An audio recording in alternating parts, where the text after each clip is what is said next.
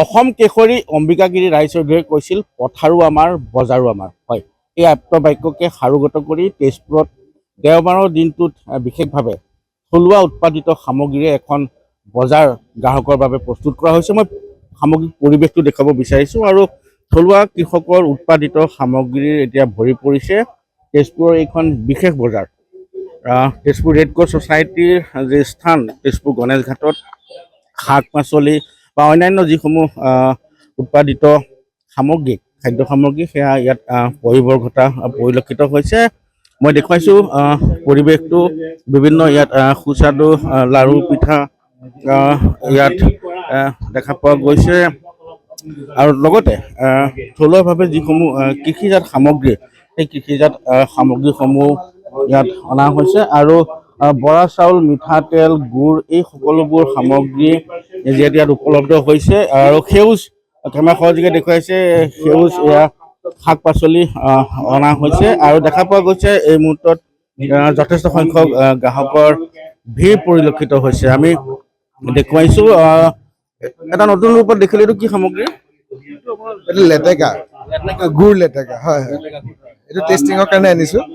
আমাৰ ইয়াত কি আছে আমাৰ ইয়াতে বৰা চাউল গুড় আছে, আপোনাৰ মিঠাতেল ইয়াৰে পেৰা চাহপাত আছে, তাৰপিছত আচাৰ আছে আৰু চব্জি এইখিনি সেউজীয়া চব্জি আপোনালোকে নিজৰ উৎপাদিত? হয়, আমাৰ নিজৰ উৎপাদনে আৰু আমাৰ নিজেও আমি পেকেটিং কৰি পেলাই এতিয়া আৰম্ভ কৰিছোঁ। আমি ৰেড ক্ৰছক লৈ পেলাই ধন্যবাদ জনাইছোঁ যে আমাক প্লেটফৰ্ম এটা দিছে যাতে আমি আগবাঢ়ি আহি পেলাই এইটো এটা ধুনীয়াকৈ প্লেচ কৰিব পাৰোঁ। নিশ্চিতভাৱে আমি দেখুৱাইছোঁ পৰিৱেশটো আৰু এই মুহূৰ্তত বিভিন্ন যিহেতু খাদ্য সামগ্ৰী ইয়াত পৰিভৰ ঘটিছে। কি কি আনিছে এইবোৰ?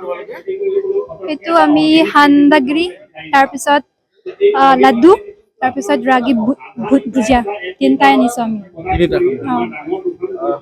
দেখুৱাইছোঁ আৰু যিহেতু স্থানীয় বিধায়কগৰাকীয়ে এই মুহূৰ্তত এইখন যি দেওবৰীয়া বিশেষ বজাৰখন মুকলি কৰিছে আৰু বিভিন্ন উৎপাদিত সামগ্ৰীয়ে যিহেতু ভৰি পৰিছে এই বজাৰ, গতিকে আমি দেখা পাইছোঁ বিভিন্ন যিহেতু সামগ্ৰী এই মুহূৰ্তত পৰিভৰ ঘটিছে।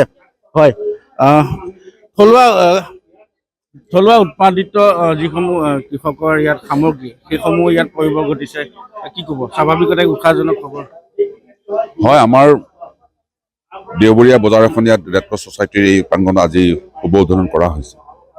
সাধাৰণতে থলুৱা কৃষক যিসকল গাঁৱলীয়া কৃষক বুলি কোৱা হয় তেখেতসকলক বেছি প্ৰিফাৰেঞ্চ দিলে মই ভাল পাম। গাঁৱত বহুত মানুহে খেতি কৰে, অৰ্গেনিক খেতি কৰে, ইয়াত সাৰ ব্যৱহাৰ নকৰে, গোবৰ সাৰে ব্যৱহাৰ কৰে। তেনেকুৱা ধৰণৰ যদি বজাৰখন যদি আমি ইয়াত গঢ়ি তুলিব পাৰোঁ তেনে নিশ্চয়কৈ আমি গ্ৰাহকক পাম। আৰু এটা কথা মই কৈছোঁ যে NGO ছেল্ফ হেল্প গ্ৰুপ যিসকলে পিঠাও বনায়, অন্যান্য শাক পাচলি পৰা আৰম্ভ কৰি যিকোনো বস্তু তেওঁলোকে উৎপাদন কৰে বা নিৰ্মাণ কৰে, তৈয়াৰ কৰে, সাধাৰণতে তেখেতসকলে ক'ত যায়? চৰকাৰীভাৱে আয়োজিত মেলা বা ব্যক্তিগত কোনোবা সংগঠনৰ আয়োজিত মেলাত যায় আৰু মেলাত কাউণ্টাৰ বনাই দিয়া হয়, কাউণ্টাৰত তেওঁলোকে বেপাৰ বাণিজ্য কৰে। কাউণ্টাৰত বেপাৰ বাণিজ্য কৰা সেই মেলাত বেপাৰ বাণিজ্য কৰোঁতে বেহুৱাই হওক, এটা বেহুৱাৰ পেকেট যদি 50 টকা বুলি কয়, মানুহে নিকিনাকৈ নাথাকে, এটা কিনি লৈ যায়, স্বভাৱগত যিটো কিনিব লাগে কাৰণেই কিনে।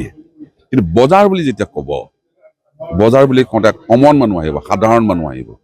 এতিয়া সাধাৰণ মানুহে জানে যে সেই বেহুৱাৰ পেকেটটোত যিমান পৰিমাণৰ বেহুৱা থাকে তাৰ দাম 25 টকাতকৈ বেছি হ'ব নোৱাৰে। 25 টকাতে কিনিব, তেওঁ 50 টকাত নিকিনে। সেই বেহুৱাই বিক্ৰী কৰি আছে বেলেগত সাধাৰণ বজাৰত 20 টকাত। আজিয়ে মই কৈছোঁ যে আজিয়ে ৰঙালাও বিক্ৰী কৰা হৈছে, এটা ৰঙালাওৰ দাম 70 টকা।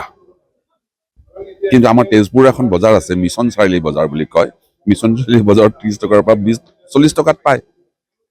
এই যে 70 টকাৰ লাওটো কিয় কিনিব আহিব ইয়াত? 30 টকা বা 40 টকাৰ লাওটো এই মিছন চাৰিআলি বজাৰতে কিনিব। গতিকে ইয়াৰ বেপাৰীখিনিক কৈছোঁ যে কমন এটা প্লেটফৰ্ম কৰি ল'ব লাগে। সাধাৰণ বজাৰত যিটো দাম নিৰ্ধাৰণ কৰা হয় সেই দামতেই বস্তু বিক্ৰী কৰিব লাগিব, তেতিয়াহে এইখন বেপাৰ চলিব। নিশ্চিতভাৱে বিধায়কগৰাকীয়ে উল্লেখ কৰা ধৰণৰে যদি সৰ্বসাধাৰণ গ্ৰাহকক লক্ষ্য কৰি যিহেতু এই বজাৰখন গঢ়ি তোলা হৈছে, গতিকে মূল্যৰ ক্ষেত্ৰত মূল্য নিৰ্ধাৰণৰ ক্ষেত্ৰতো তাৰ টাইমত থাকিলে নহ'ব। গতিকে এনে পৰিপ্ৰেক্ষিতত বিশেষকৈ দেখা পোৱা গৈছে দেওবাৰৰ পৰা বিশেষকৈ আজিৰ দিনটোৰ পৰা যিহেতু এনেদৰে পুৱাৰ ভাগত দিনটোৰ বাবে গ্ৰাহকৰ বাবে এইখন দেওবৰীয়া বিশেষ বজাৰ মুকলি কৰা হৈছে আৰু থলুৱাভাৱে উৎপাদিত বহু কৃষিজাত সামগ্ৰীৰ লগতে বিভিন্ন খাদ্য সামগ্ৰী উপলব্ধ হৈছে। গতিকে আশা কৰিব পাৰি থলুৱা কৃষকে এখন বজাৰ লাভ কৰিব আৰু সঁচা অৰ্থত বজাৰো আমাৰ পথাৰো আমাৰ বজাৰো আমাৰ যি শ্লোগান সেয়া প্ৰকৃত অৰ্থত সাৰ্থক হৈ ৰ'ব। আপুনি বিচৰা বাতৰি পাব কেৱল নিউজ 18 এপত। নিউজ 18 এপ ডাউনলোড কৰিবলৈ স্কেন কৰক এই QR কোড। গুগল প্লে ষ্টৰতো পাব এই নিউজ 18 এপ।